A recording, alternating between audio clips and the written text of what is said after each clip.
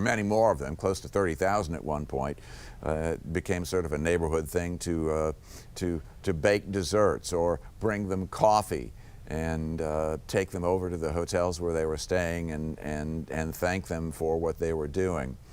They will stay a while longer, and you have to think that perhaps they will stay now even longer as a result of what happened here.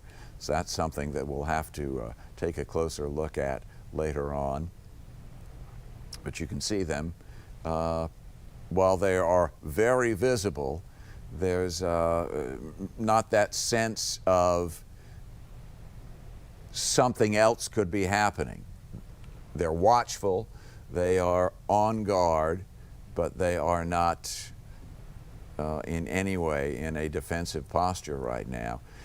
But we do know that 2 Capitol Police officers badly hurt, and the suspect in this event, the driver of that blue sedan that plowed into that barricade there on the northeast side of the Capitol on the Senate side, was shot and has now died. The original guidance was for 2:45 or so that we were going to get a briefing on what had happened. The original report was for the Metropolitan Police Department. The DC cops were going to lead the briefing. We'll just have to see who does. But this is an interagency thing. In fact, looking over, we might actually be going to get this thing on time. That's the Capitol Police Chief, who appears to be going to do the briefing, walking toward the mic, so this is an encouraging thing. Yogananda Pittman is her name. She's the acting chief.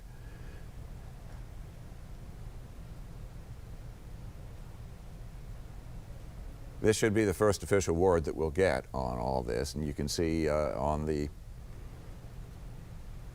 National Mall there. Let's listen.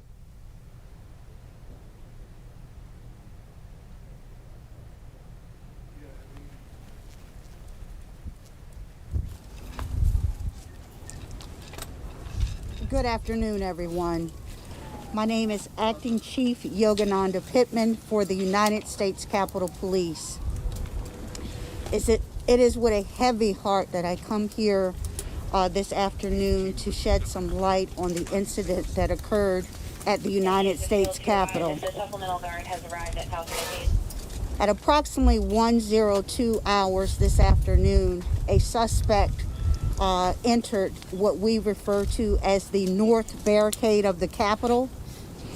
The suspect rammed his car into 2 of our officers and then hit the north barricade barrier. At such time, the suspect exited the vehicle with a knife in hand. Our officers then engaged that suspect. He did not respond to verbal commands.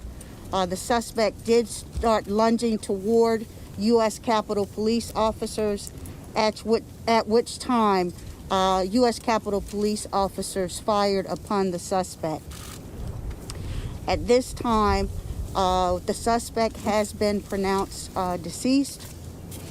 2 U.S. Capitol Police officers were transported to 2 different hospitals, and it is with a very, very heavy heart that I announce one of our officers has succumbed to his injuries.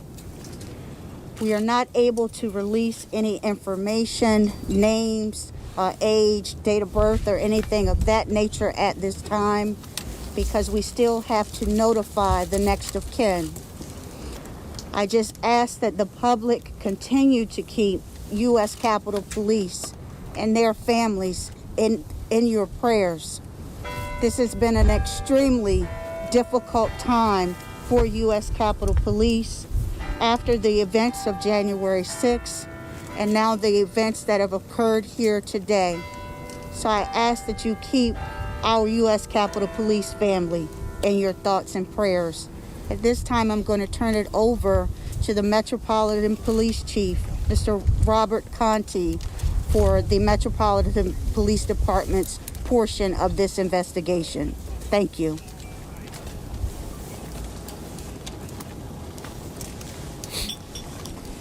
Good afternoon. I'm Robert Conti, Acting Chief of the Metropolitan Police Department. Our members responded to the U.S. Capitol today just after 1 o'clock p.m.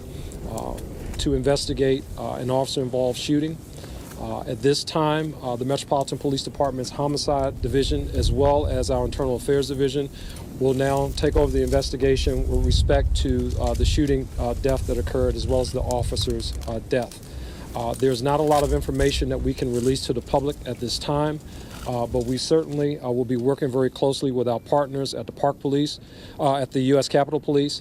At this time, I just want to extend my deepest condolences on behalf of the entire Metropolitan Police Department to all of the officers at the United States Capitol Police for their service and unfortunately for the loss of life that have occurred here today at the United States Capitol Police. Is there an ongoing threat here on Capitol Hill or in the neighborhood? What can you tell residents that live here as well as folks that work in this area? At this time, it does not appear to be an ongoing threat. Obviously, we're in the very early stages of our investigation. We need to obviously understand the motivation behind this senseless act. So the Metropolitan Police Department will certainly be doing that. I know you said the suspect is dead, sir. Any reason to know that he was known to Capitol Police or MPD beforehand? Any indication that he was somebody that had been around the Capitol before, maybe spotted, anything like that? It does not appear that he is known to the Capitol Police or the Metropolitan Police Department at this time. Is this a terrorism-related? Sir? Is this a terrorism-related incident? It does not appear to be terrorism related, but obviously we'll continue to investigate to see if there's some type of nexus along those lines. Will the National Guard's posture change at all? What's their mission look like the next couple of days? I'll refer that to the United States Capitol Police. Chief, did the suspect say anything or yell anything at the time? I would say that at this time, the investigation is still in its preliminary stages, so we don't have that information. And the Capitol Police, as far as its security posture, remains in a steady state at this time.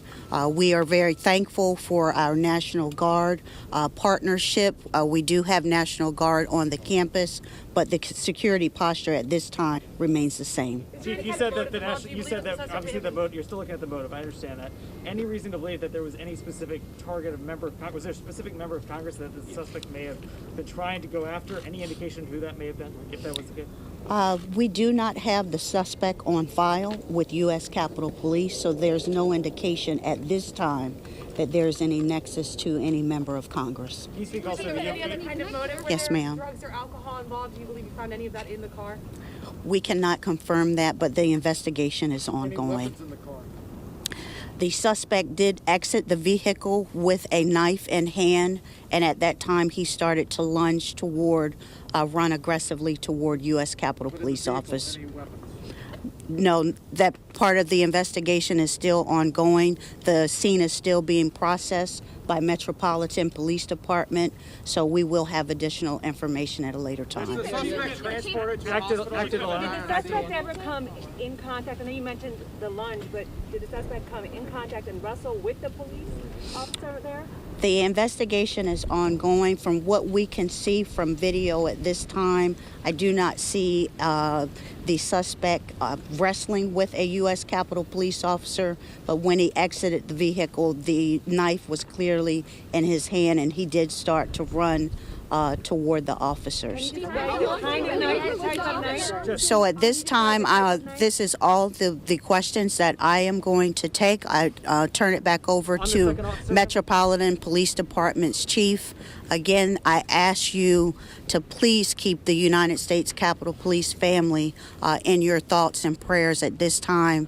It has been an extremely difficult and challenging year for us, but we will get through this, and we do appreciate the community support. Thank you. Can you give us an update on the second officer? Hey, folks. We understand that you guys have a lot of questions. Obviously, this is a complex investigation. We are going to be putting out more information as we can on social media. And if we decide to do any more briefings later on, we'll of course let you guys know right away. Thank you. Chief, can you give us an update on? Chief Conti, can we ask you one more question? Sure. One question I have, looking at the grand fabric of all of this, USCP has changed their intelligence, the way they're sharing it. They've been doing what they can to try to beef up the security here, and still they're under attack. What is the answer?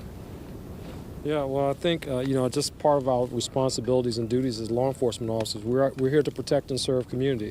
Clearly, this was someone who was actively trying to just get at whoever or whatever. We just don't know right now. So we have a responsibility to investigate that, to get to the bottom of this, whether the attack was at law enforcement or whoever. We have a responsibility to get to the bottom of it, and we'll do that. Thank you. Guy at the scene or at the hospital? Brian, Whitney, whoever. Brian, I'm over here. I got both your questions. That was the briefing, and we learned a lot. And I just want to let you know that our Jonathan Elias joins us right now in our reporting, John. This has gone from a horrible thing into something much more than that. 2 people are dead, including a Capitol Police officer and the suspect. We knew about that. But we have a better timeline now of what happened and when, and apparently that car that we've seen, that blue sedan, plowed into one or both, it would appear, of the police officers. Trying to stop it, and then into the barrier itself. The suspect got out brandishing a knife, and then there was gunfire. And you think about when you look at the crime scene, what they're investigating right now, and the reason why they put the lockdown order for the Capitol is because Capitol Police at this point had no idea. They didn't know if this was a targeted attack, if this was just a rogue individual, or if this was the beginning of something bigger. So they issued a lockdown order for everybody inside the Capitol building, which means just stay in your office, stay away from windows, maybe close some doors, and be vigilant. The office buildings, both Senate and House on both sides of the Capitol, no order went out for those buildings, but security was notified immediately so that they immediately beefed up security, looking around to see if they could see anything that looked out of the ordinary. But once they isolated it, what it appears to be just this vehicle, a lot of questions now are being asked about, well, what was the motivation? There's so many layers and levels of security around the Capitol that this just, I mean, it kind of reeks of suicide by cop when you think about it, because if you're going to go down there and drive erratically, where officers tried to stop them, and he hit the 2 officers, one of them dying, the other one now being treated at the hospital. And then you have now a situation where then he rams, they lift the barriers to secure. So obviously the layers of security work. Rams the barrier at a really good clip, because that car, you could see accordion in the front end and the airbags deployed. So you got to ask yourself, what was this guy thinking? And then to get out with a knife, when you know that the National Guard and the police there not only are reinforcing their positions with guns and ARs and M4s, I mean, they're heavily armed. Yeah. I mean, that's obviously somebody who is not thinking. And again, with the investigation that has to go on, it's real time. They get that license plate, they immediately start to backtrace where it came from, who this guy is, and they'll have field officers. Let's say this guy came from somewhere in Ohio or somewhere in Pennsylvania. They'll have officers at that guy's house knocking on the door within a matter of minutes. And they have taped off the back. That's the car right there, the blue sedan. One of the first things we saw when we established that picture is, and they do this very quickly now, is they tape off the license plate. Right. So but they don't want the media finding they it. know who it is, right. and it's probably better from a standpoint of information gathering. It's just so incredibly sad when you think about the Capitol Police have been put in a horrible position starting January 6th. And now, I mean, and a lot of very good, fine young men and women that are out there, you know, serving our country and doing a tough job. And it never was clearer than it was on January 6th. And it continues all the time. I mean, if you spend any time at the Capitol, and we go over there routinely, you'll know that some of these metal detectors, you know, they'll pick up a gun or a knife occasionally, and that's kind of a scary situation. But sometimes it's just a mistake. Somebody has a concealed carry permit, they forgot their gun. Other times it's not. So, I mean, these are the kinds of, they don't necessarily deal with a lot of folks that are functioning, you know, with all the lights in their house on. I mean, some of these folks that show up to the Capitol, they could be considered quite dangerous. And so, you know, they're the layer that protects our government from doing its job day in and day out. And then today, again, ultimately, when the investigation's done, I'm sure we'll learn more about what this man's motivation was. But it wasn't good. It wasn't good. One of the things we heard from Acting Chief Pittman was that they don't believe there is a terrorism threat. connection here, or a nexus in whatever you want to call it. But clearly, there was some intent involved, because this didn't just, this wasn't a car going out of control. This appeared to have been an intentional event. There was, the legal term is malice aforethought, and I think that unfortunately absolutely applies here. And a lot of the guardsmen, you know, some of them have been deployed, and so, you know, one of the biggest threats overseas is a car as a vehicle. It's not necessarily the vehicle, it's a vehicle to transport a bomb. So when something like this happens, obviously the first few seconds they keep their distance in case somebody's going to trigger something, and then they immediately move in to make sure that if it does have a bomb, they've got to, you know, immediately get an EOD team in there, and they defuse it and get it away. But again, it does not appear that any of that is at play. This is just some individual by himself who clearly is not all there, and he decided to erratically drive around the Capitol, and they tried to stop him, and that, you know, that's when he apparently struck these two officers. That will be interesting to hear too over the course of time.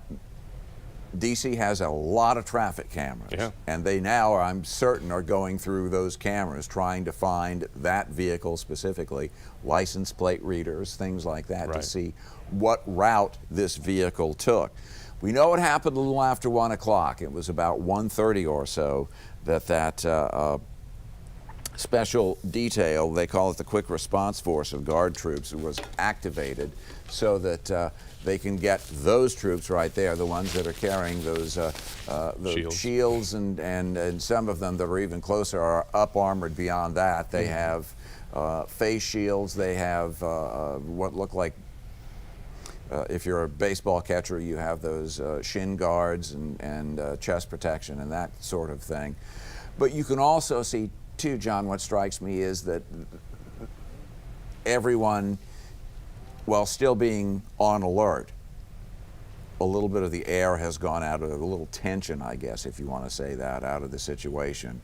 But you have to think, in the back of their minds, was this just the first? Could there be others? You know, and it's really, there's two sides of this. The one side is, if you're from DC, if you've spent any time in DC, then you really value how free and beautiful and historic our city is.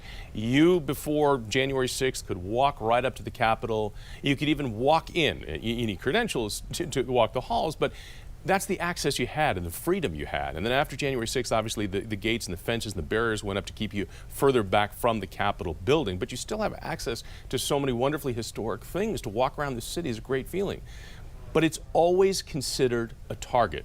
No matter what time of day, no matter it was January 6th, even 10 years ago, 20 years ago, our Capitol has always been considered a target. Call it the people's house. That's right. Any terrorist group out there, I mean, that's their whole plan, is they would love some way to diminish that capacity of freedom, especially at our Capitol. So Capitol Police know that, the U.S. Marshals know that, all the people that are normally tapped to do any kind of protection work around the Capitol are well aware of the threat, and that's why we have these barriers that popped up that hit this guy's car. Those are all over the place. I mean, they're protecting all these major buildings and these landmarks that we know. You'll see those there to keep the cars or trucks out when there's a threat. And I mean, I think it speaks volumes when you know those kinds of defenses are in place for that specific reason. We are always a target. And just because it happens after January 6th, which is what everybody now is, that's like the baseline. Everybody thinks about January 6th. But we know that these kinds of things have happened from time to time here. As tragic as today is, we've seen this before. And it's horrible that it happens, but it's one of those things that if it happens here, it will get worldwide attention. No question. Sam Ford brought this up earlier in a story that I remember very well.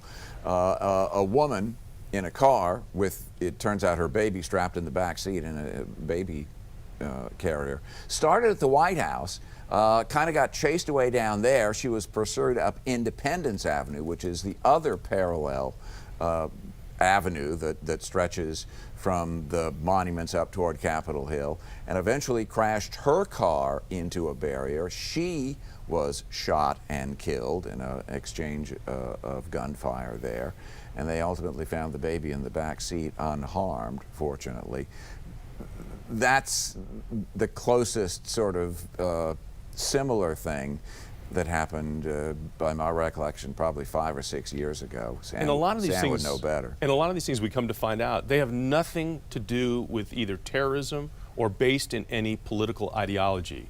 These are folks that are troubled folks. Yes. And they were just, whether it's the backdrop was going to get them the attention maybe they were looking for, or maybe they knew what the ultimate outcome would be if they acted in that behavior, that they would ultimately be shot, which puts the onus, that goes back to suicide by cop. I mean, you think about these, nobody wants to kill somebody. These officers that are engaged in this and have to do their job, that weighs on them. You know, this is not something they just go home and what'd you do today? I mean, this is something that's going to stay with them for a very long time, if not forever. No, there's no question about that. And we also talked earlier, too, about the month of April being the time in which so many awful things have happened.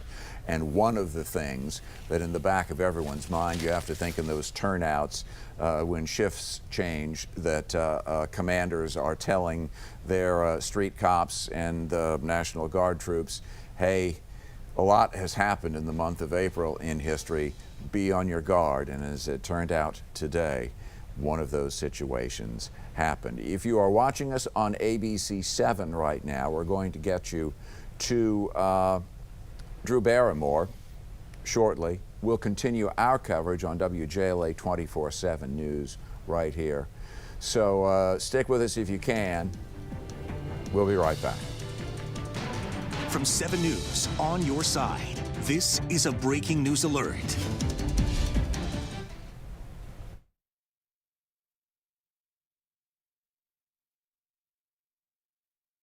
It's like when I was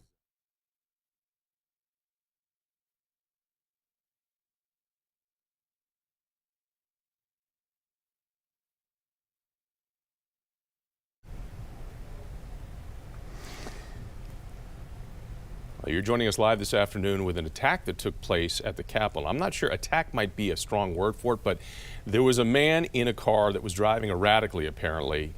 Police were notified, Capitol Police and all the layers of security around the Capitol, and apparently he drove either into 2 of the Capitol Police officers that were trying to stop the vehicle.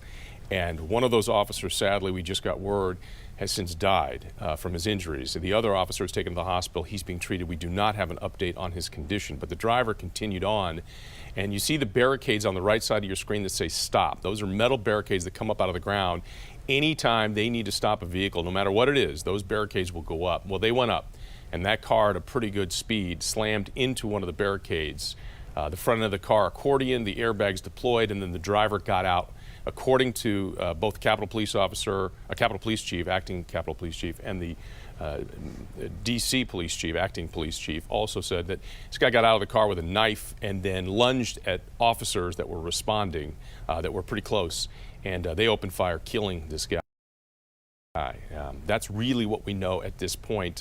We know the Capitol got put in a lockdown as a result of what happened here. The buildings nearby are the House buildings on what, from this picture, would be on the right-hand side of the screen, the Senate buildings on the left-hand side.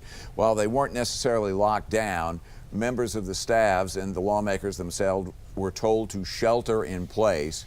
And you have to think that they probably started patrolling very carefully at the entrances. It's not just so much a cursory bag check sort of a thing, that there was a good deal more scrutiny of what was going on.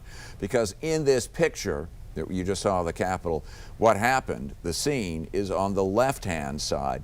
It's on the north side, so that would be the side of the building that you're seeing in this picture. Our Sam Ford is standing by for us, and Sam was the first to report from on the ground up there. Sam, we did get that briefing, and we learned a lot. Tell us what you're seeing and hearing right now, please. Well, of course, I'm right here at the base of, basically the base of the hill where Constitution crosses 1st Street.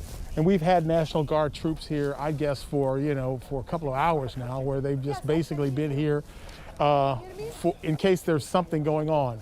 Clearly, you can see that there's, sadly, 2 people dead, including U.S. Capitol Police officer. But I don't think there is the tension that there was before, thinking maybe it's just something larger. We just saw the DC Chief of Police leave the area to go back to police headquarters, which is a couple of blocks that way. So I think they are in a position now as to sort of relax a bit, thinking that this is some sort of maybe organized situation. I think they think it's probably isolated, as Jonathan said, somebody with trouble. It sounds like another one of people who have a particular trouble. In the case we were talking about Eugene Weston, we were talking about the woman with the baby. These things happen. Of course, maybe there's more to it. We'll find out at some point. But as I said, I get the sense that the atmosphere is more relaxed here, and people are starting to leave. The security people are starting to leave, thinking that perhaps the worst has already happened. Are you seeing folks who have just sort of come out, maybe from office buildings around to have a look at what's going on? Dave, no. I mean, we're in COVID mode, so of course our bureau is down here. You really don't see a lot of people hanging on the streets. Sometimes in the evening you'll see people walking their dogs from some distance, but this is pretty much a business area. Not too many people actually live in the area, and I guess not many people in the offices. I think a lot of people are working from home. So all the people that I can tell you that I'm looking at are police officers, National Guard troops, and news media people. That's it here. Sam, thanks very much for that. It says a lot too, and Sam's right. The posture means everything. When you're out at one of these things, and if you've ever seen the training that goes into, whether you're reinforcing some sort of security detail or you're actually working with a team that's going to make some sort of advance or attack, you can tell by their body posture exactly what's happening. So when you see people sort of standing down and breathing easy and relieved, and their posture shows they're a little more relaxed, that is a huge sign of relief, because again, we were talking about this, as soon as that car crashes into the barrier and they've taken care of that specific threat, the immediate goal then becomes with the investigation, well, how big is this threat? Does this threat continue to exist? Or is this the first wave? Or is there going to be more? So they have to figure out quickly, because here we are, the media, and we like to second guess and we like to suppose. Well, we're trying to just report the facts here. And these guys have to now immediately figure out, all right, this guy lives in so-and-so. We know he has some mental illness. We have some problems. He's been acting up. He wasn't on his medications. His mother reported this. I mean, those are all the things they figure out literally within a matter of minutes, because they have to figure out how they have to advance or what kinds of resources they're going to need to deal with what potentially could be a larger threat. And in this case, it's something like we've been talking about, Dave. We've seen this before, where somebody has some issues, and they decide that they're going to act erratically in a place where, acting erratically is probably a deadly proposition for themselves. In fact, sadly, one of those families of a Capitol Police officer may have said goodbye to loved ones this morning, but won't be coming home this afternoon after what was, we think, a one-off situation there on the northeast side of the Capitol. The other thing, and we've talked about this, and I'm anxious to sort of get your view on this, the month of April has become a time of so many bad things history-wise. Well, April, I remember I covered the Murrah building explosion, April 15th. Timothy McVeigh, Waco, Columbine, Texas, Virginia Tech, Ruby Ridge. I mean, there's been a lot of things that have happened in April, and a lot of that had to deal with extremist groups, which, I remember covering the Murrah building, and I think I suffer from PTSD after getting back from that, because when you get down there and you still saw the smoldering building and folks that were going in and leaving with this faraway look because they had friends in that building that didn't exist anymore. I mean, they were looking for bodies, but they couldn't find them. There were kids in there. Oh, I mean, there was a daycare up on the second or third floor, and it was completely, it disappeared. I mean, the building had been carved. If you're not familiar with what happened back in '95, I mean, this building, over 160 people were killed after a truck bomb was parked out front, and it was an extremist group, like a white supremacist type extremist group. Timothy McVeigh was attached to the Montana militia at some point, and he had this bomb that he had built. It was ammonium nitrate bomb that he put together and blew up the building. And that was April 15th. And then we had Waco, which happened in April, and that bombing was supposed to be retribution for what took place at Waco. And then you had Ruby Ridge, which again was another extremist that was parked out in the woods, that he was shot by FBI agents, and there was some question about, well, did they have the right to shoot him, and was he armed, and was he really a threat? I mean, so there's a lot of stuff that's happened in April that is not good, and I don't know. I mean, it's really early to even guess what's going on here. I don't think you can make the link in any other way other than if you're a shift commander or something like that. You may have reminded your folks before at the turnout before they went on duty to say, hey, let's be particularly careful out there because this can be sort of a difficult month. And it has turned out to be, unfortunately, up on Capitol Hill. I think given their job, given their detail, and given their location, that conversation happens probably, it should, every day before every shift, no matter the month. I mean, the U.S. Capitol is and always will be a place that is going to be an epicenter for drawing attention to people that would like to carry out some form of attack, to send some kind of a message.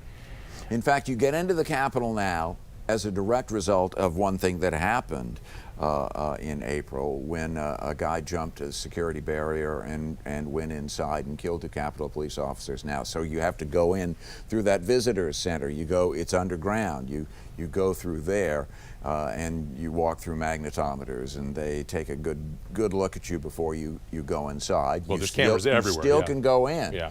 But that's as a direct result of the situation there. I also have to feel for the folks working in the Capitol, because immediate order went out. At least some of the systems that we know after the 6th have not only been heightened, but they really have been streamlined. There was an immediate order that went out to shelter in place, and the lockdown went into effect. A lockdown basically means that all entrances and exits are locked, nobody in or out. They encourage folks who are working on the Hill or working in the Capitol, stay in your office, shut your door, and stay away from windows or draw shades. That way you don't make yourself a potential target. Because again, they don't know what they're up against at that point when it's very early on. So I have to believe that the staff and the Congress folks, who've been elected to serve, they've got to be feeling, wait a second, again, what's going on now? I mean, there's a little shell shock sense going on about, it's got to be a little scary, when you get the lockdown order, and they know as well as anybody, they're briefed, I think, all the time, reminded about the job they have and what it would mean for any outside source to use this as a target. So they tell them to be vigilant and safe and the kinds of things they need to do in order to prevent anything from happening. And if something should happen, these are the steps you take to circumvent that from getting worse. If you are just joining us this Friday afternoon, it's probably useful to go back about a little more than 2 hours. It was just after 1 o'clock that a blue sedan went apparently at a considerable speed into one of those barriers, and there it is right there. And those barriers are up all the time now, and plowed into it, and apparently hit one for sure, and perhaps both of the Capitol police officers that had stepped out to try and slow or stop the vehicle. Shots were fired. The driver of the blue sedan got out, apparently brandishing a knife, was shot again, ultimately fatally. And we learned then subsequently that one of the Capitol police officers has also died as a result. So 2 people are dead this afternoon after just an awful confrontation on what is the northeast side of the Capitol building. And now, a little more than 2 hours later, we're in the evidence gathering phase, and you can see a huge number of Capitol police officers, a significant number of the 2,300 or so National Guard troops that are still there, Air National Guard and Army Guard troops from all over the country. They're staying in hotels around the city, and you have to think that probably they all got scrambled and ordered back up to the Hill for reinforcements. That's where we are right now. The investigation, the homicide investigation, is being led by the Metropolitan Police Department. They have jurisdiction on these things, and we heard from earlier, about a half hour ago, from the, I beg your pardon, it was longer than that, it was about 2:45, heard from the acting chiefs, the acting chief of the Capitol Police, Yogananda Pittman, and the acting chief of the Metropolitan Police Department, Rob Cotti.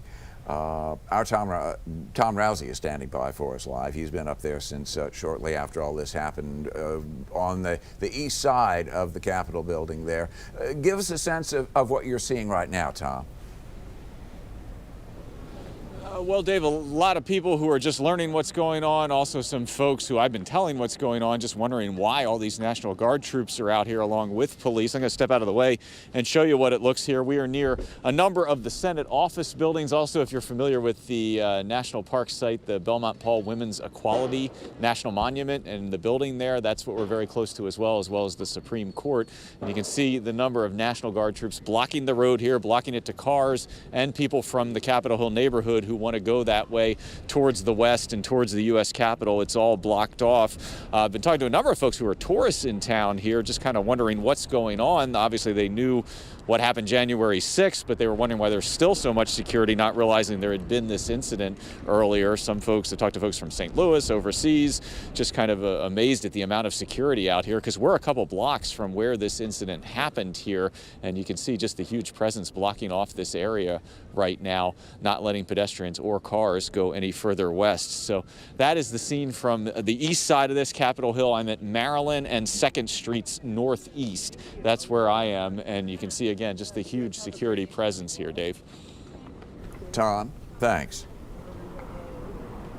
It is interesting around the Capitol, too, the layers and levels of security. If you've been over to the Capitol, even when they brought the fencing down on Constitution Avenue and they pulled back the perimeter closer to the Capitol, if you just go out there, it's impossible to miss the layers and levels of security.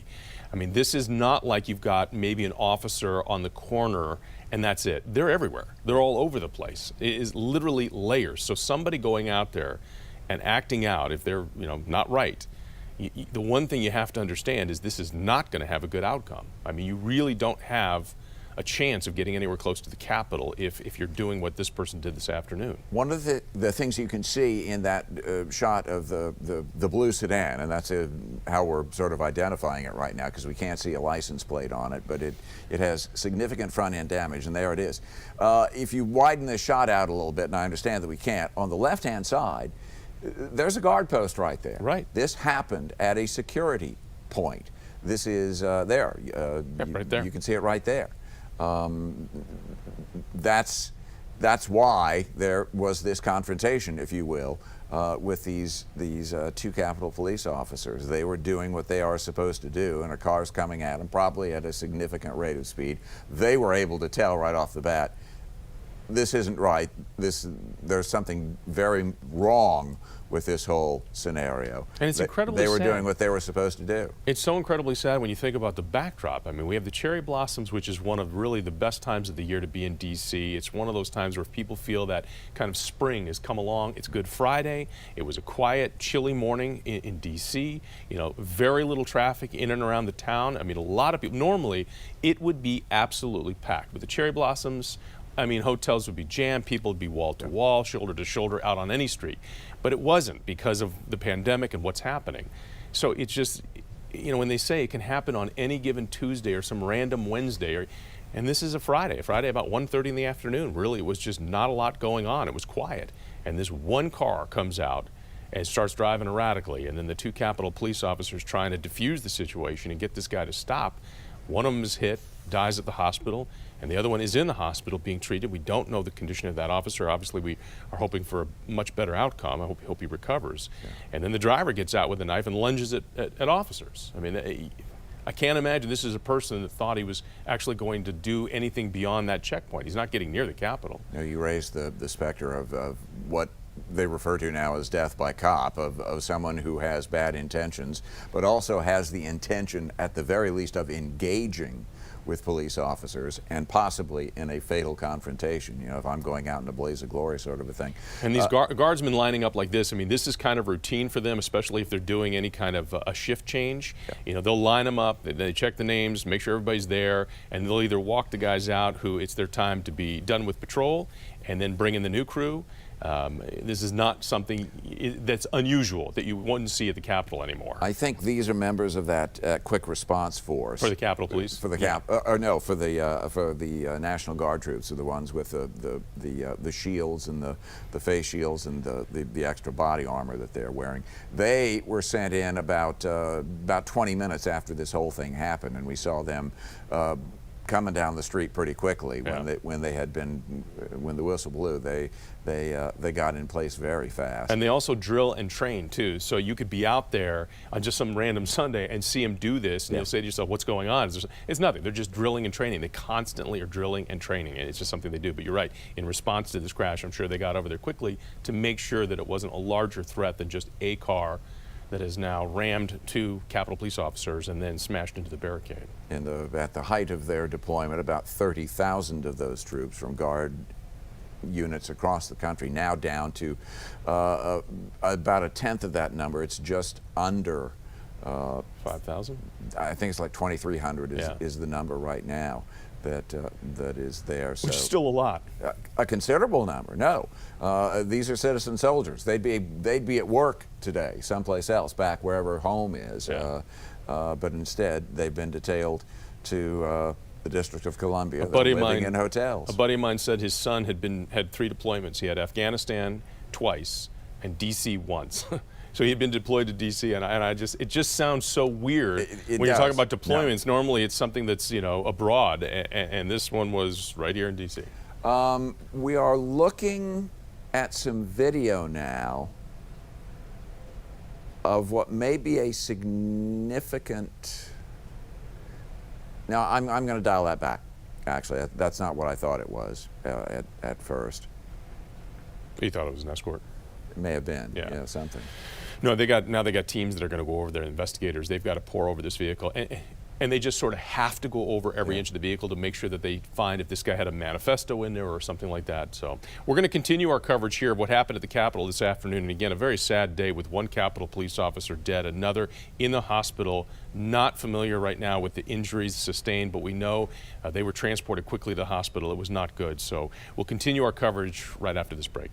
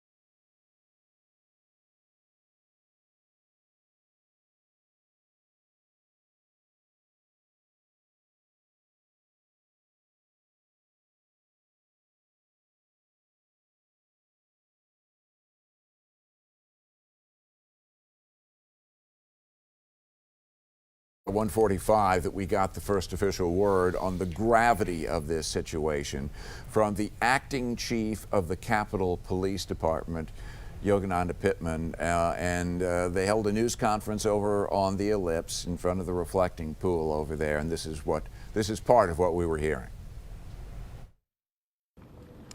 It is with a heavy heart that I come here this afternoon to shed some light on the incident that occurred at the United States Capitol. The supplemental guard has arrived at South Barricade. At approximately 1:02 hours this afternoon, a suspect entered what we refer to as the north barricade of the Capitol. The suspect rammed his car into 2 of our officers and then hit the north barricade barrier. At such time, the suspect exited the vehicle with a knife in hand. Our officers then engaged that suspect. He did not respond to verbal commands. The suspect did start lunging toward U.S. Capitol Police officers, at which time U.S. Capitol Police officers fired upon the suspect. At this time, the suspect has been pronounced deceased.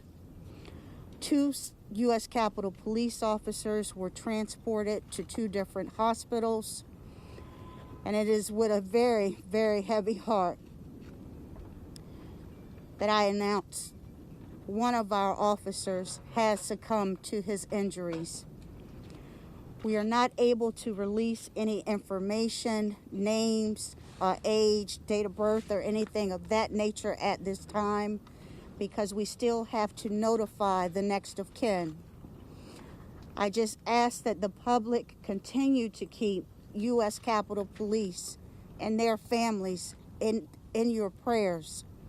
This has been an extremely difficult time for U.S. Capitol Police after the events of January 6th and now the events that have occurred here today. So I ask that you keep our U.S. Capitol Police family in your thoughts and prayers.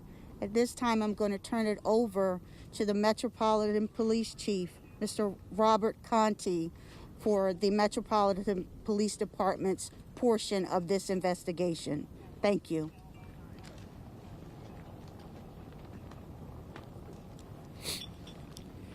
Good afternoon. I'm Robert Conti, Acting Chief of the Metropolitan Police Department. Our members responded to the U.S. Capitol today just after 1 o'clock p.m. To investigate an officer-involved shooting. At this time, the Metropolitan Police Department's Homicide Division, as well as our Internal Affairs Division, will now take over the investigation with respect to the shooting death that occurred, as well as the officer's death. There's not a lot of information that we can release to the public at this time, but we certainly will be working very closely with our partners at the Park Police, at the U.S. Capitol Police.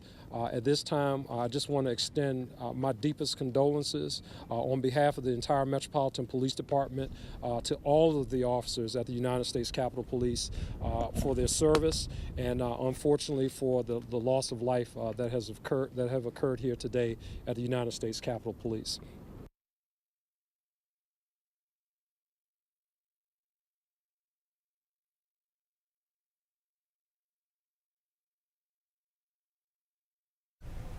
Just a bit of the news conference that we heard earlier, the important parts. Again, those are both acting police chiefs right now. You talk about getting tossed into the fray. A city in flux. It is, in fact. Well, and it's just a confluence of interesting timing, because the police chief, we lost the other chief. He decided to take another job. It had nothing to do with what happened on January 6th. The acting police chief of the Capitol has everything to do with what happened on January 6th. So it's just going to be a process. I know they're already working pretty hard on getting Conti as the not acting, but the chief, and it's going to take, I don't know the if Public Safety Committee has approved his nomination. Correct. It goes to the whole council. And now the Capitol Police, there's still, that's a fluid situation as far as who's going to take over the reins to be chief. But we do know that the Metropolitan Police Department, the Homicide Division, is the lead investigatory agency on this right now. There's that blue sedan that's at the heart of this whole thing, and they continue to pore over the evidence technicians do, photographing it, processing it, getting fingerprints, looking at all the information that they can out of it. We were looking earlier too. You can see a little planter there between where the fence opens and where the car plowed into the barrier. They were literally going through the winter pansies that are in bloom there, looking for evidence. Because as you heard the acting chief Pittman say, the guy got out of the car after he'd plowed into the barricade there, brandishing a knife, and that's when the gunfire happened. Now, it'll be interesting in the investigation part when they can start to share some of the information with us about what the motivation might have been behind this. Just so you know, in the past, people who have suffered from mental illness and they have tried similar types of attacks, and they've faced this similar fate. We've seen it over the years. This is not uncommon. So if somebody's trying to draw a parallel to what took place January 6th, you can't. January 6th was a large group of people that moved toward the Capitol and decided they were going in the Capitol. This is not that kind of situation. Apparently with some planning ahead of time. Right. Too. This doesn't seem to have any forethought or planning. A knife, whether he had it in the car, whether he was trying to get the attention of somebody, whatever, it didn't end well for him. But sadly, it didn't end well either for two Capitol Police officers that tried to stop this vehicle. And that's the hard part to understand. But again, the investigation, when you see all these technicians that are out there going over this car, it happens a lot faster. I mean, this goes to the front of the line for any investigations because they need that information stat so that they can figure out and ascertain whether or not this threat is bigger. Does he have friends that think the same way he does? Is he part of a group that this is what they sit around and talk about all day? So they try and get that as quickly as possible. This is not far from the FBI headquarters, which is in fact just down Constitution. By my guess, it's about 4 blocks away. You have to think right now that that agency is pretty busy as well. Chances are they know where this guy was from. Well, you know, it's funny. Then it starts to the field offices get involved, where they widen the investigation. We used to say in an investigation that the FBI, when they show up, they were sort of the big boys with the big feet, you know, when they'd walk in. You know, that's not necessarily true anymore. The resources at hand for local jurisdictions, you know, they have incredible investigators that have wide-reaching resources. They can pick up the phone and get any kind of information they want really quickly, especially on a case like this. The FBI would normally sit and say, look, if there's anything you need, we're here to help. And they've always had this really wonderful partnership, especially with local law enforcement and federal law enforcement.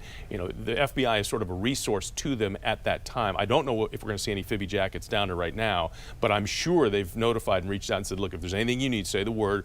We got guys that can do whatever you need to get done quickly, and they know that. But a lot of officers, it's amazing to me, because when I first started in the business, you know, they needed the FBI to get basic information if it crossed state lines. Now, these guys can pick up the phone and bang, they can get whatever they need. Almost all the big city police departments followed New York City's lead, right, and started working on terrorism and counterterrorism as much as they do with the other sort of day-to-day policing duties that they have, and you're right about that. I was making the jump, and I probably shouldn't have, that if this this suspect came from someplace else, if he's from another country, no question, or even, you know, Indiana, just to pick out a state, right, then you might get a field office involved to go over and start interviewing people and say, what kind of person was this? Did he have a grudge? What might have led this person to that? Right, and the other part that Sam talked about, and when we talked about posture, when you just saw that video, which was a great example, the officers, the investigators that were standing around, you could see they were in a relaxed position. They have a lot, you can see they're just, okay, we got a lot of work to do. Let's process this car. Let's get the information we're looking for. Let's try and track down who this guy was.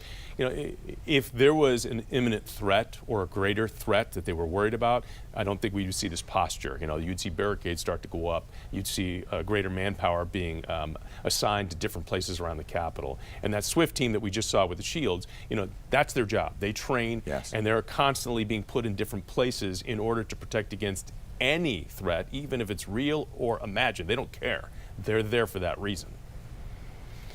So it will be interesting to see what the motivation was. Again, we've seen this in the past. It's unfortunate that somebody who might be suffering with some, you know, mental illness and needs help and probably needed someone to talk to, as opposed to getting behind a car with a knife and doing something like this. And it ended up costing not only his life, but he ended up killing a Capitol Police officer, which is absolutely horrible. And the other officer who's in the hospital recovering. Well, we don't know if he's in surgery. We don't know his disposition at all. We're about 2.5 hours, almost exactly, from the time that first call came in. And everything is sort of in the investigatory, the evidence gathering, the working backward, if you will, part of all this. It's probably a good time for us to take a break right now so that we can update what we know. We're continuing to cover this situation up on Capitol Hill, and we'll be back with more right after this.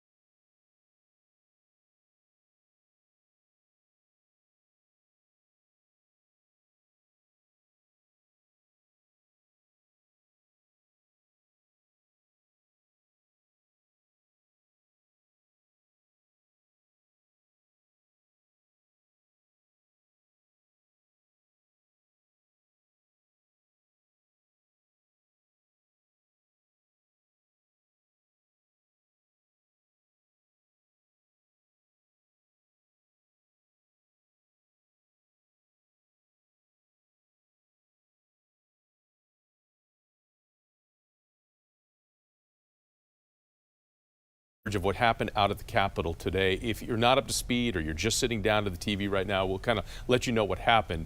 A man in a vehicle was driving, we understand, erratically. Capitol Police tried to stop this vehicle.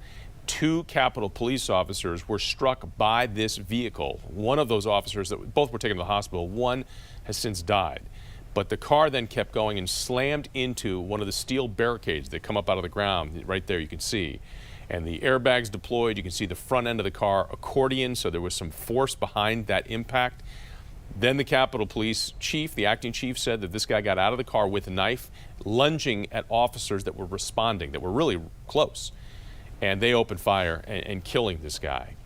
Immediately, the Capitol was put on lockdown orders, meaning nobody in or out. People were told to shelter in place. Office doors were locked. People were told to stay away from their windows and draw their shades because they didn't know how great a threat this was. Was this the first of what would be a greater threat? It turns out at this point to appear to be just an individual who clearly had some problems and ended up getting himself killed by his actions today. And sadly, we have seen this before in and around the Capitol over the last, several years. And today it's unfortunate on a Good Friday, when we got the cherry blossoms in peak bloom down at the tidal basin, where a lot of folks would normally be here if it wasn't a pandemic, but there still are some people here in town that have come to see DC, and this is the scene that they're treated to today. It should be a happy time. It has turned into anything but. A couple of things that jumped out from that briefing that happened about 1:45 earlier this afternoon. Chief Robert Conti of the Washington Metropolitan Police Department, the acting chief, said there is no indication that this is in any way terrorism related. And then the acting chief of the Capitol Police, Yogananda Pittman, said the driver was not previously known to members of her department. So that begins to now sort of narrow down who this might have been to someone who was trying to do something big to attract attention and did it, you have to think, with the full understanding that it won't end well for him, right. As it did not. Unfortunately, it took another life when it did.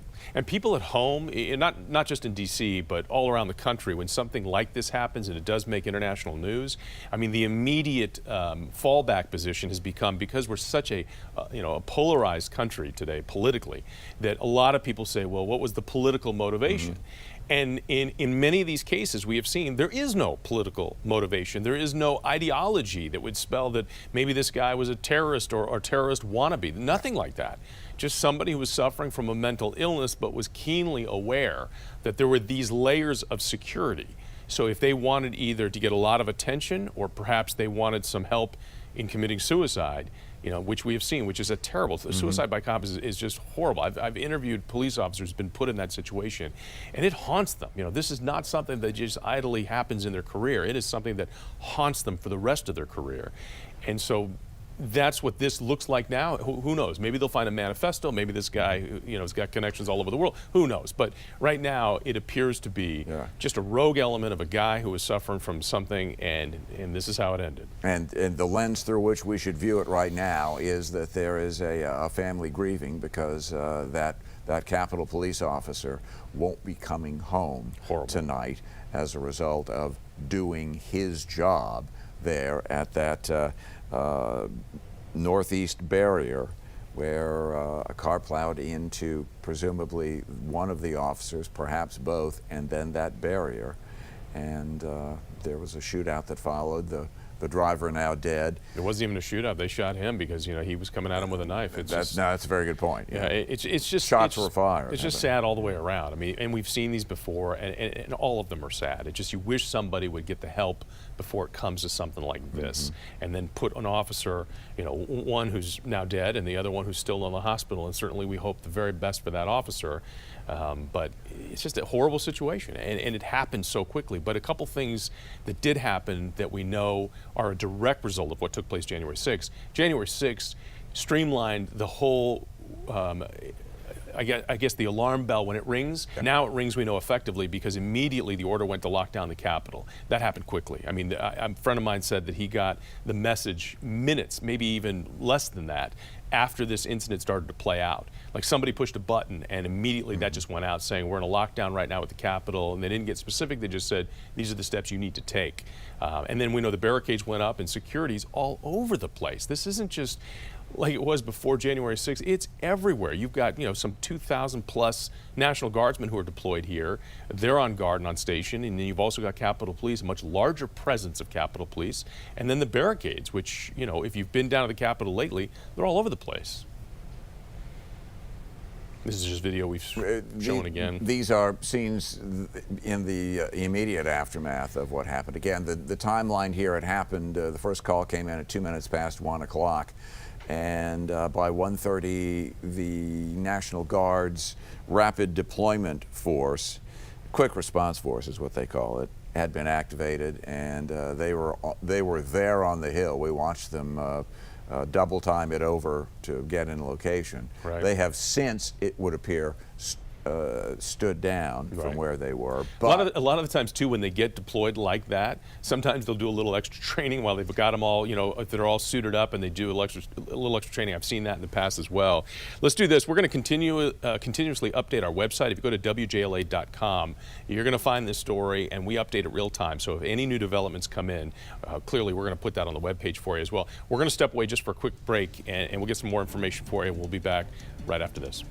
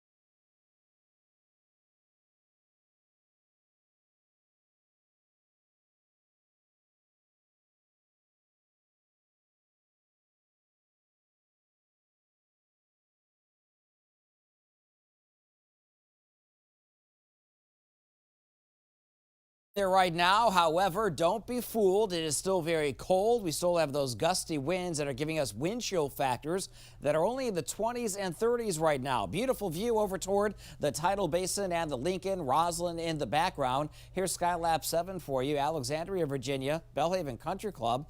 From morning when the sun rose with cloud cover, now our clouds beginning to break away and lots of blue sky. And look how nice and green the fairways are right now, thanks to a bit of rain that we've had over the last couple of days. Temperatures not so typical for where we are early April. Only 45 degrees right now at Reagan National Airport, 43 in Leesburg, 41 Winchester, same in Petersburg. Let's talk about those wind gusts. They're out of the north and west, upwards of 30 to 35 miles per hour for the district. Also into the Leesburg area, into central Loudoun County, and that gives us wind chill factors that are only in the lower 30s along the I-81 corridor, closer to 40 degrees downtown D.C. see, but if you're outside, out and about, it is cold and blustery. Sunshine out there right now. We're going to have a beautiful sunset later on tonight during the 7 o'clock hour. Here's our vantage point over at 270 north and southbound for you. Evening rush hour commute, giving it a firm green light from start to finish, with temperatures that are going to slowly fall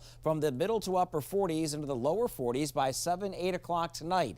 Now, overnight, under mainly clear skies, it's going to get cold out there again. Temperatures in the mid-20s to lower 30s by early tomorrow morning. A beautiful sunrise if you're up early tomorrow, but it is going to be on the cold side. Thankfully, temperatures tomorrow are going to warm up a little bit more compared to today. Today, hopefully, will be the coldest day that we see around here in a long time, moving through the rest of springtime and into summer. Temperatures tomorrow, middle to upper 50s, a good amount of sunshine with added clouds later in the day. Easter Sunday, even warmer yet, middle to upper 60s, and I wouldn't be surprised if some neighborhoods see temperatures that are close to 70 degrees, if not better than that. We're 70 or above Monday and Tuesday, even into the day on Wednesday. There's a chance for a few showers on Thursday and Friday, with temperatures back into the middle 60s across the DMV. Make sure that you stay ahead of the next weather maker. Have your Stormwatch 7 weather app ready to go. If you don't already have it on your smartphone, all you need to do is head to the App Store or Google Play. Stay with us. We're back right after this.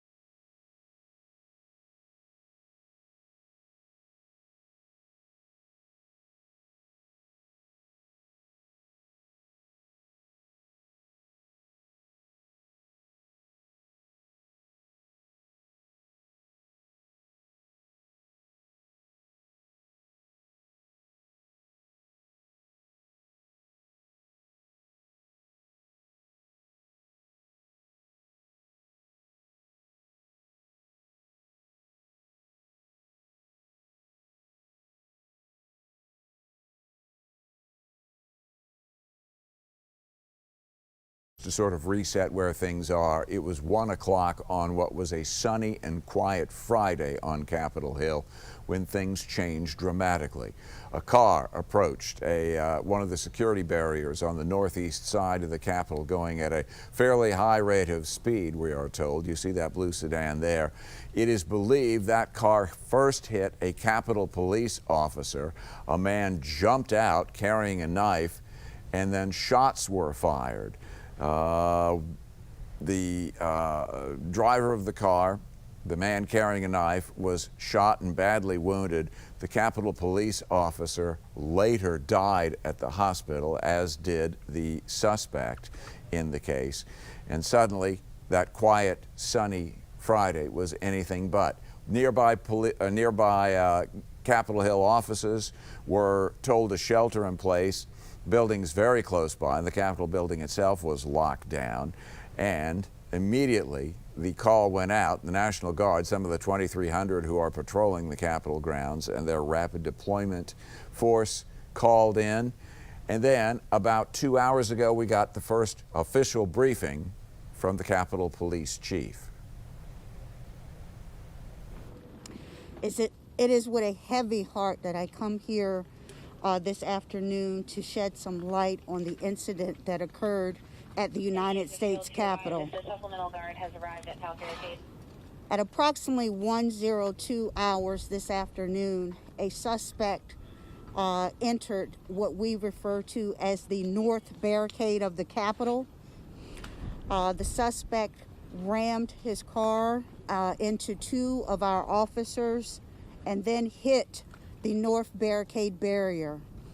At such time, the suspect exited the vehicle with a knife in hand.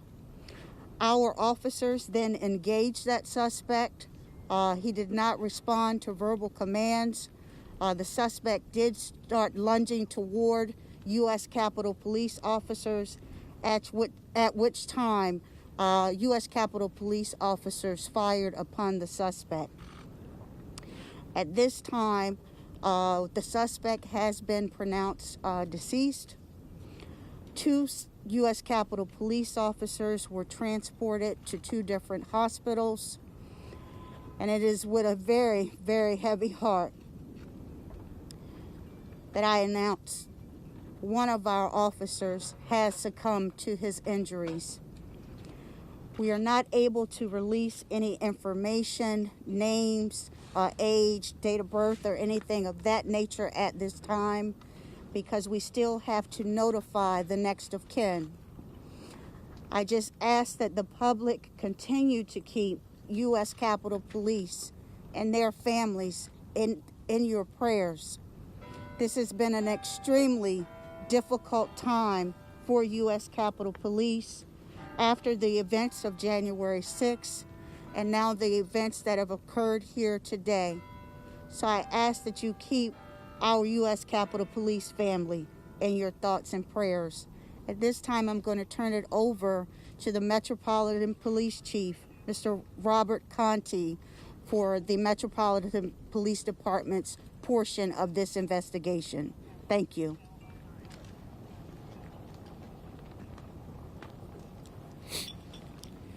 Good afternoon. I'm Robert Conti, Acting Chief of the Metropolitan Police Department. Our members responded to the U.S. Capitol today just after 1 p.m. To investigate an officer-involved shooting. At this time, the Metropolitan Police Department's Homicide Division, as well as our Internal Affairs Division, will now take over the investigation with respect to the shooting death that occurred, as well as the officer's death. There's not a lot of information that we can release to the public at this time, but we certainly will be working very closely with our partners at the Park Police, at the U.S. Capitol Police. At this time, I just want to extend my deepest condolences on behalf of the entire Metropolitan Police Department to all of the officers at the United States Capitol Police for their service and unfortunately for the loss of life that have occurred here today at the United States Capitol Police. Couple of things to take from that news conference. It happened about 2 hours ago. Both of those top cops, if you will, Yogananda Pittman and Robert Conti, are chiefs, but both are acting chiefs of police, both awaiting either a permanent appointment, and Chief Conti has already passed the Public Safety Commission's vote on that on District Council. But Yogananda Pittman's future is still an open question. But two things that were pointed out. One, that they don't believe that this was in any way terrorism related. And the other is, Chief Pittman said the driver was not previously known to the Capitol Police, but right now the investigation is widening out from that center right there on Capitol Hill to a number of different places, including to wherever the driver came from. And you have to think that, first of all, notification of next of kin is going on, but then also an extensive background investigation has already started. It started as a quiet Friday. It has ended up as anything but a quiet Friday. And just to remind you that our coverage of this situation on Capitol Hill will continue at the top of the 4 o'clock hour, and we invite you to join us for that. In the meantime, we'll step away for just a bit. The news continues here on WJLA 24/7 right after this.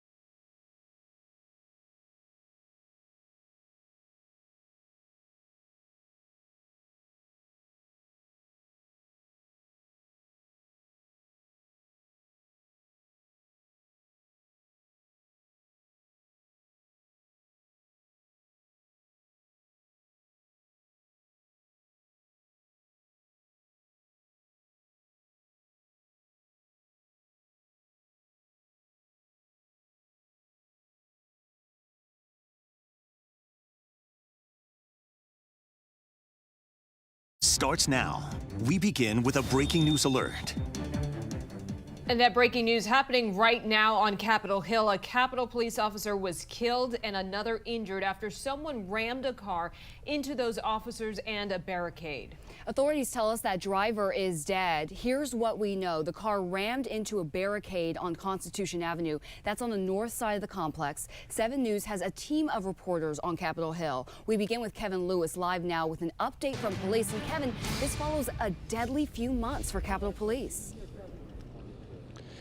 Yeah, so what we're being told from a 2:45 press conference today is that at 1:02, this blue sedan stormed a checkpoint here on Constitution Avenue on the north side of the U.S. Capitol and injured 2 U.S. Capitol police officers in doing so, according to the acting police chief for Capitol Police. The male suspect then got out of the vehicle and ran and lunged at 2 officers with a knife in hand. Police fired at that suspect, hitting him at least 1 time. The suspect has been pronounced dead at an area hospital. Now, we're on Constitution, again, on the north side of the U.S. Capitol. You see the D.C. ambulance here in the foreground. Beyond that is the checkpoint where this all played out again just after 1 o'clock in the afternoon. That blue vehicle, we believe, is still here as police are processing the vehicle. According to authorities, we're not going to comment on any weapons, drugs, or alcohol found in the vehicle. They wouldn't say whether there was or wasn't, but again, they did stress that the suspect had a knife in hand when he ran out of the car and lunged at officers. D.C. Police Chief Robert Conti said this does not appear to be a terrorism-related incident and that there was no indication of a, quote, nexus to a member of Congress. Those questions certainly at the front of most people's minds after what we saw play out here back on January 6th. Here now is the acting police chief for U.S. Capitol Police. At this time, the suspect has been pronounced deceased. 2 U.S. Capitol Police officers were transported to 2 different hospitals. And it is with a very, very heavy heart that I announce one of our officers has succumbed to his injuries. And this is now the 3rd U.S. Capitol Police officer who has lost their life since the incidents on January 6th. This agency, which oftentimes is not in the limelight, so to speak, has been thrust into it for the last 3 months and has really endured a lot emotionally.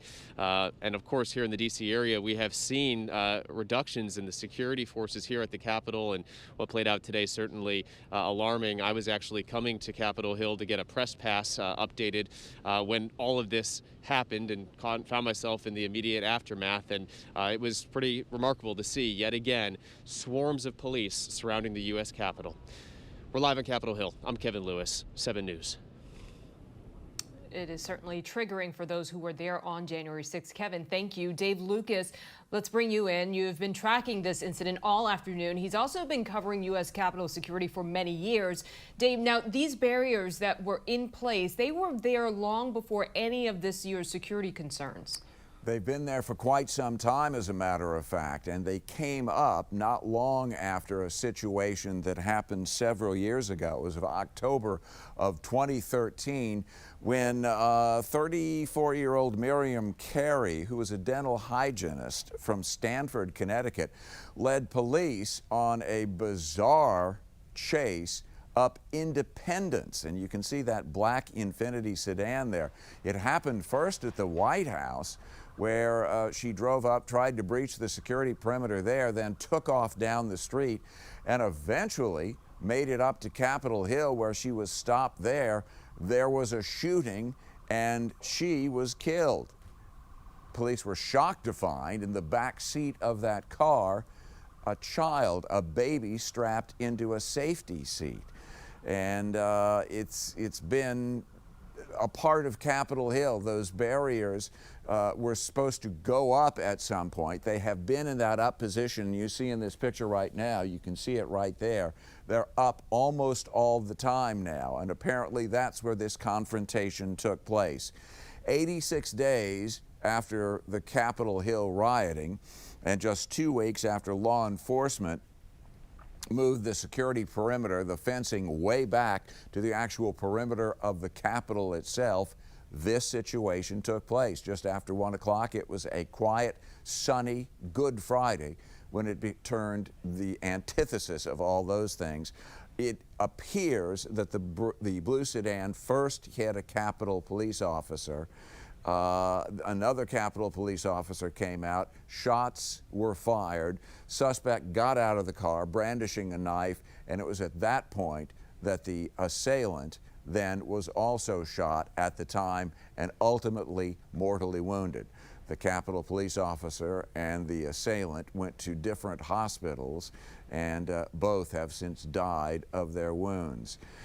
Right now, you have to think that this is an investigation that has started to widen out from this location to wherever that driver came from, trying to get an identity, trying to get a motivation of some sort. We know from the Capitol Police and also from the MPD, no nexus, no link to terrorism, and apparently this is a suspect who is not known to the Capitol Police Department. So they're trying to get an ID, they're trying to get some sort of idea of why all this happened. But again, just about 1 o'clock, what was an otherwise quiet day turned anything but. And right now, the investigation continues and is starting to widen. And that gets us to where we are just about right now. Dave, thank you for that update. 7 News, of course, will continue to follow this breaking story, and we'll bring you any new developments here on air and on WJLA.com. Again, you're looking at that blue sedan, remains on the scene there on Delaware and Constitution at that intersection as they continue to process this scene and gather clues and evidence. We will have live team coverage that continues at 4:30 as well as 5 and 6 o'clock. Ashley. Now to the other developing story we're following this afternoon. The Nationals' entire opening series against the New York Mets, it's been postponed. Why? Well, because of coronavirus cases within the Nats organization. There will not be any games this weekend. The Nats' next scheduled game would be Monday afternoon against the Braves. In a statement released today, Major League Baseball announced the postponement due to continued follow-up testing and contact tracing, including members of the Nationals organization. Now, the impacted games will be rescheduled, so if you had tickets, the Nats will update you once the plans are finalized. Now, we know at least 4 Nats players tested positive for COVID-19. 5 others are currently in quarantine. Nationals general manager Mike Rizzo says the team plans to play Monday, but a decision will be made sometime this weekend.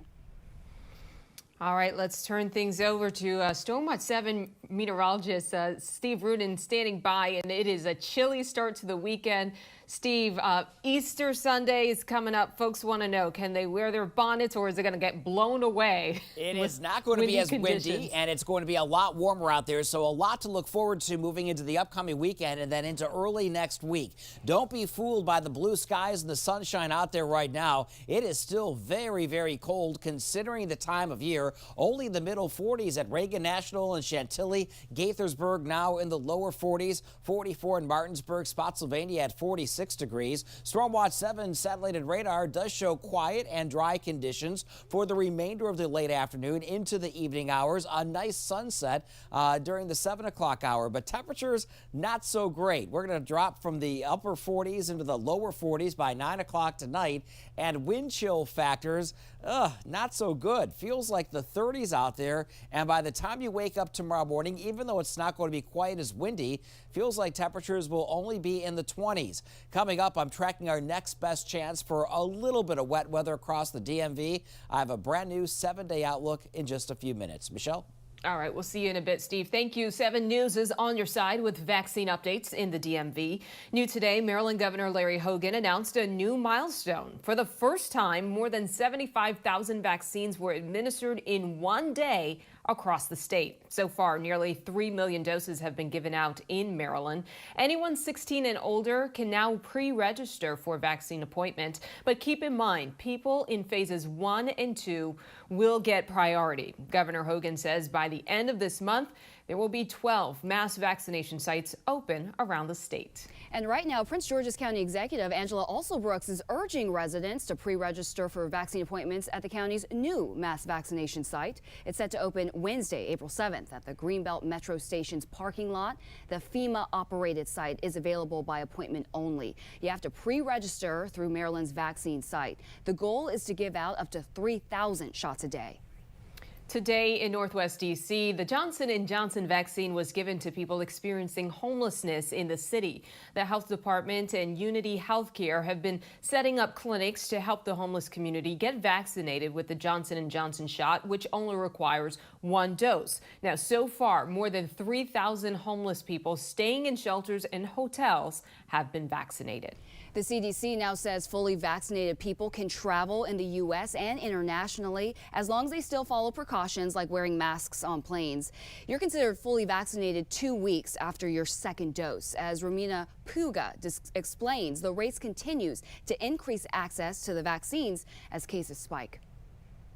With coronavirus cases up 17% nationwide in the past 2 weeks, an urgent reminder from President Biden, the pandemic isn't over yet. Too many Americans are acting as if this fight is over. It is not.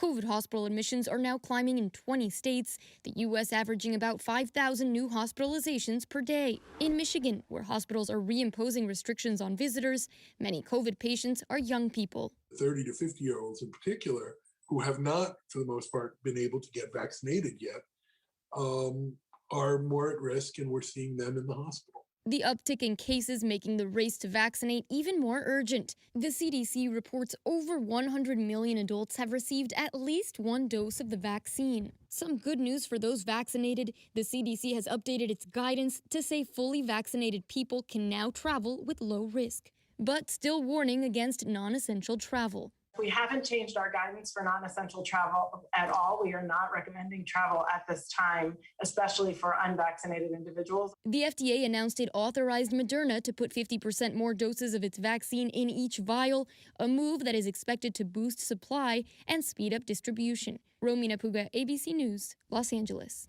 7 News on your side is looking into the spike in COVID cases in Maryland, and we're also getting an update from the Virginia Department of Health on the Commonwealth's vaccine plans. Those stories are coming up tonight at 5 and 6, and we put together a list of resources to help you know when you're eligible for a vaccine and how to make an appointment for a shot. It's all on our website right now, WJLA.com/vaccine. We continue to follow breaking news at the Capitol, where a car rammed into a barricade and 2 Capitol police officers, killing one and injuring another. Still ahead, we'll hear from a former FBI agent.